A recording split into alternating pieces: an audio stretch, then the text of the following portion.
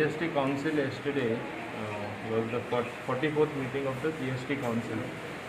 All COVID related products have come down, have either important ones have been exempt up till 30th end of September, and other products which were with a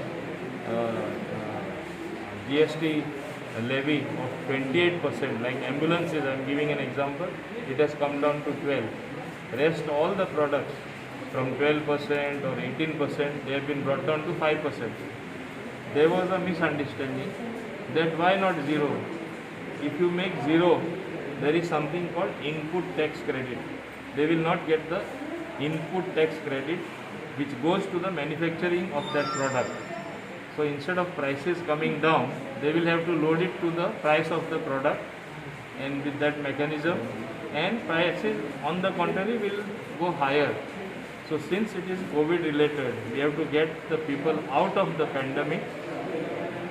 We have priced it in the GST Council in such a way to offer relief to the patient. The end person receiving it gets the benefit. Now there was another issue. They said why not vaccine, make it zero tax. When 75% of the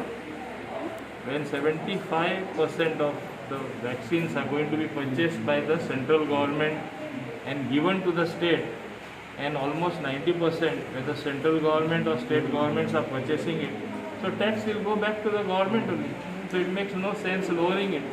On the contrary, for the 5% levied, 2.5% goes to the state, and we have calculated in the end 70% of the taxes collected of the 5% will be devolved to the state as their share in the tax collected.